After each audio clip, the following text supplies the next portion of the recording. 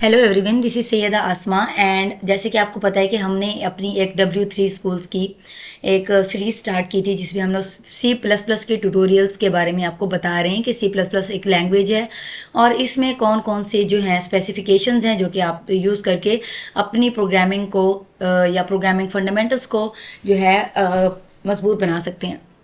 हमने सबसे पहले जो है इसमें डेव C++ को इंस्टॉल करना सिखाया। उसके बाद हमने इसका इंट्रोडक्शन सिखाया। उसके बाद हमने गेट स्टार्टेड के ऊपर है और उसका प्रॉपर इंट्रोडक्शन दिया। फिर हमने इसके सिंटैक्स के बारे में बात की, फिर हमने इसकी आउटपुट के बारे में बात की, फिर कमेंट्स के बारे में बात की, वेरिएबल्स के बारे में बात की, डाटा यूज़र इनपुट यानी कि सी इन के बारे में बात की। और आज हम स्टार्ट करेंगे डाटा टाइप्स के बारे में कि डाटा टाइप्स हमारे पास क्या हैं। Data types as you know कि डाटा टाइप अपने नाम से ही आपको बता रही कि डाटा जो है इसमें डाटा की टाइप्स के बारे में पढ़ा जाता है कि डाटा की टाइप कौन कौन सी है। अब डाटा टाइप इंटीजर भी हो सकती है। इंटीजर जो है वो कोई भी आपके पास नंबर हो सकता है, जैसे माई नंबर हो गया। और उसके बाद जो है ये मतलब इसका नंबर जो है जो आपको पता है कि 5 है, आपको स्पेसिफाई कर दिया गया है। ठीक है, तो जब भी आपने कोई नंबर डिक्लेयर कराना हो प्रोग्राम में तो आप उसके लिए इंट यूज़ करते हैं, दैट मीन्स की इंटीजर। इसी तरह से अगर आपने कोई फ्लोटिंग पॉइंट नंबर रिप्रेजेंट कराना है तो आप फ्लोट यूज़ करते हैं, यानी कि माई फ्लोट नंबर 5.99। उसके बाद आपने डबल अगर नंबर को रिप्रेजेंट कराना है फ्लोटिंग पॉइंट में तो आप लोग उसके लिए डबल फ्लोट को यूज़ करते हैं। देन हमारे पास अगर हमने कोई कैरेक्टर शो कराना है, जैसे कि आपने किसी भी स्टूडेंट के ग्रेड्स वगैरह शो कराने हैं तो आप कैरेक्टर यूज़ करते हैं, जिसको हम लोग 4 के तौर पर यहाँ पर स्पेसिफाई कर रहे हैं प्रोग्राम में। तो उसके लिए आप लोग कैरेक्टर के लिए 4 का जो डाटा टाइप है वो यूज़ करते हैं।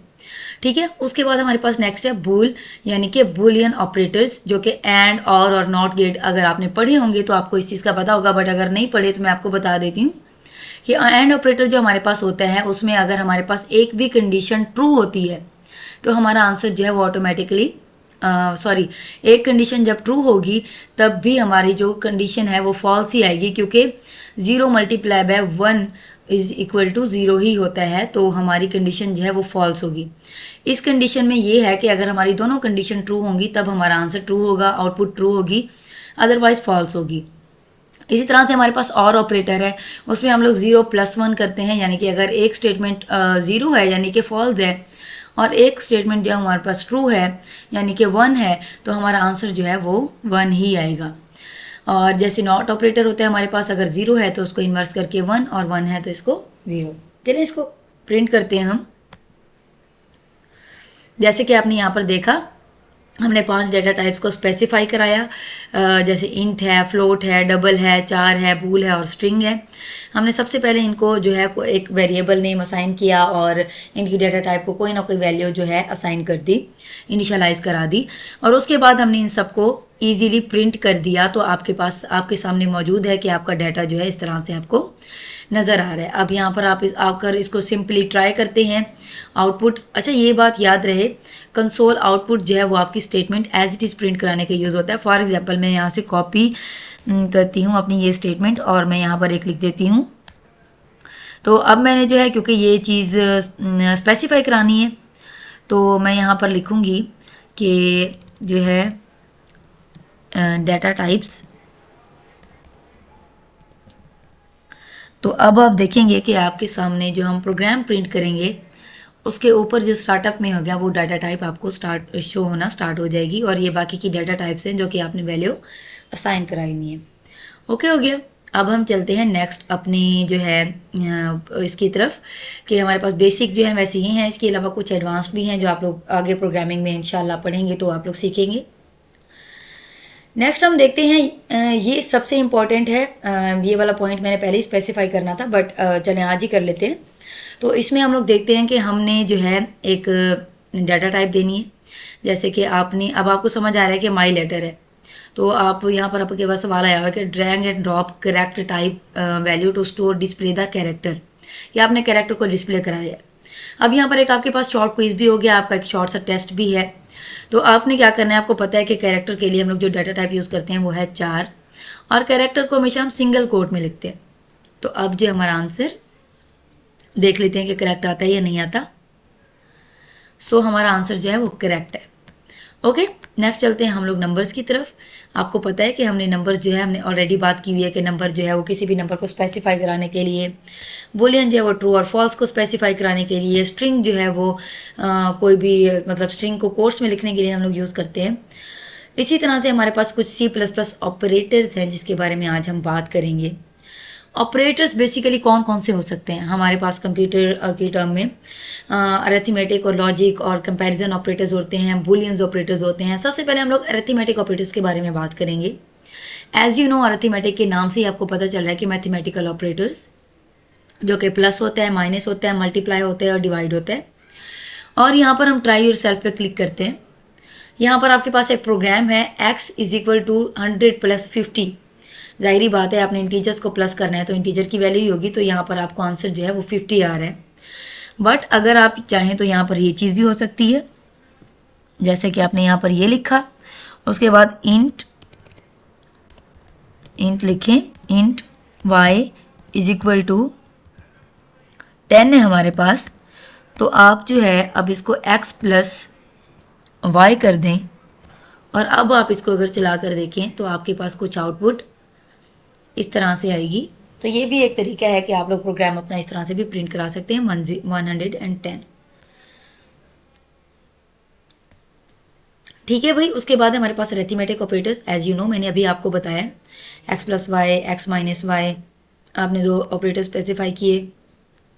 उसके बाद आपने x - y किया, x × y किया, x ओवर y मॉड लिया, इसको डिवाइड किया, उसके बाद इसका मॉड लिया, आपने इंक्रीमेंट और डिक्रीमेंट ऑपरेटर्स को यूज़ किया। चलें इंक्रीमेंट और डिक्रीमेंट ऑपरेटर्स को देख लेते हैं।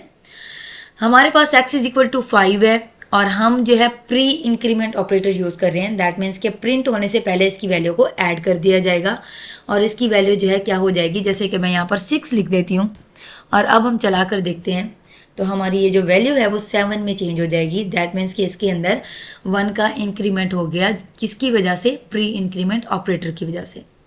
इसी तरह से डिक्रीमेंट ऑपरेटर भी होता है तो वो -1 कर देगा।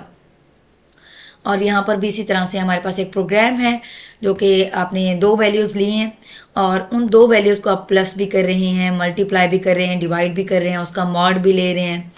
x is equal to 5, z is equal to 5 करके और उसके अंदर जो प्री इंक्रीमेंट ऑपरेटर अप्लाई किया है, यानी कि उसको इंक्रीमेंट करने से पहले उसकी वैल्यू जो है प्रिंट करने से पहले उसकी वैल्यू में जो है 1 ऐड कर दिए। तो जैसे आपने z इज इक्वल टू 5 रखा था तो वो यहाँ पर आकर 6 हो चुका है और यहाँ पर आपने जो है वैल्यू असाइन कर दी और माइनस जो है वो पहले लगा दिया, यानी कि प्री डिक्रीमेंट ऑपरेटर लगा दिया, जो वो जो है फिर आपके पास 5 जो आपको ऑलरेडी प्रिंट करके दे देगा।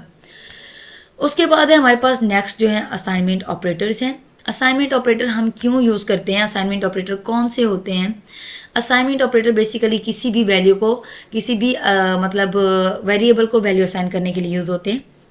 जैसे कि आप लोग यहाँ पे देखेंगे कि x इज इक्वल टू 5 है, ठीक है, और x plus is equal to 5 कर दिया। दैट मीन्स कि उस x के अंदर जो है आप 5 की वैल्यू को ऐड कर दो। तो यहाँ पर उसने ऐड करके x को जब आपने प्रिंट कराया तो सिंपली उसने ऐड करके 15 को ही जो है वो डिस्प्ले करा दिया। ओके, नेक्स्ट है हमारे पास कंपैरिजन ऑपरेटर। और कंपैरिजन ऑपरेटर में हम ये देखते हैं कि आप वैल्यूज़ को किस तरह से कंपेयर कर सकते हैं। जैसे x is equal to y है और x is less than y है, x is greater than y है, x is less than equal to y है, x is greater than equal to y है। तो ये सारी चीज़ें चलें ट्राई योरसेल्फ पे हम लोग एक बार देख लेते हैं। जैसे x इज इक्वल टू 5 है और y इज इक्वल टू 3 है, तो अगर हमने ये कंडीशन अप्लाई की है x is equal to y, तो क्योंकि ये ट्रू नहीं है कंडीशन, तो हमारा आंसर क्या आएगा? 0, बिकॉज ये ट्रू नहीं है। सो नेक्स्ट हमारे पास लॉजिकल ऑपरेटर्स। और लॉजिकल ऑपरेटर्स में हम लोग जो है लॉजिक अप्लाई करते हैं कि हमारे पास जो दो, जैसे मैंने आपको बूलियन ऑपरेटर्स के बारे में बात कर दी थी, जैसे x इज लेस देन 5 है और x जो है वो लेस देन 10 है। तो अब हम देख लेते हैं कि अगर इनमें से कोई एक कंडीशन भी ट्रू होगी, जैसे x इज इक्वल टू 5 है और y इज इक्वल टू 3 है, तो हमारी कंडीशन जो इनमें से एक है ट्रू, तो हमने क्योंकि एंड ऑपरेटर यूज़ किया है तो एंड में जो है वो प्लस का साइन यूज़ होता है, तो 0 + 1 क्या होगा हमारे पास? वन ही होगा।